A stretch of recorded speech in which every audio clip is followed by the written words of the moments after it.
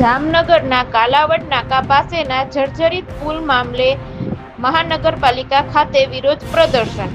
કાલાવડ નાકા બહારનો મુખ્ય પુલ અતિ જર્જરિત હોય તે નવું પુલ બનાવવા બાબત સવિનય સાથ જણાવવાનું કે છેલ્લા 4 વર્ષથી અમો દ્વારા સતત લેખિત, મૌખિક તથા સામાન્ય સભાઓમાં કરેલ રજૂઆત તેમજ કાલાવડ નાકા પુલ પાસે અનેક વખત સહી ઝુંબેશ તેમજ બ્રિજ બનાવવા માટે આંદોલન કરવામાં આવેલ ત્યારે જઈ સત્તાધારી પક્ષ કુંભકર્ણની નિંદ્રામાંથી જાગેલ અને આજથી અંદાજિત 6 માસ પહેલા અંદાજિત 20 કરોડનું ખર્ચ મંજૂર કરેલ છે. સામાન્ય સભામાં મંજૂર થયા પછી ટેન્ડર પ્રક્રિયા થઈ ગઈ તેને 2 માસથી પણ વધારેનો સમય થઈ ગયેલ હોય તેમ છતાં સત્તાધારી પક્ષ દ્વારા સ્ટે કમિટીમાંથી મંજૂરી નથી મળતી.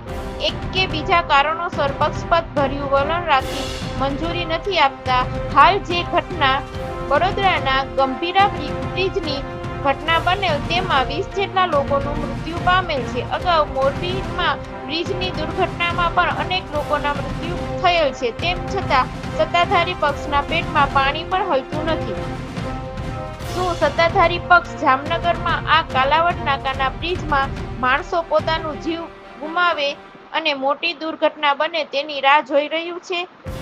આ કાલાવડ બ્રિજ સાલ 1985માં માજી મંત્રી M.K. બ્લોચ સાહેબ દ્વારા બનાવવામાં આવેલ છે.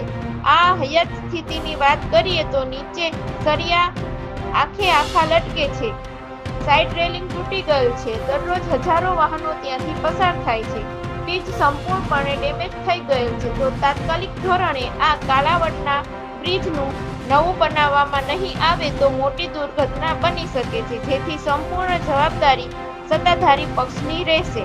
માટે તાત્કાલિક ધોરણે સ્ટે કમિટી દ્વારા મંજૂરી આપીને કામ ચાલુ કરવામાં નહીં આવે તો ના છૂટકે જામનગર શહેરની જનતા સાથે રાખી રસ્તા રોકો આંદોલન કરવાની ફરજ પડશે. રિપોર્ટર રોનક આણંદાણી.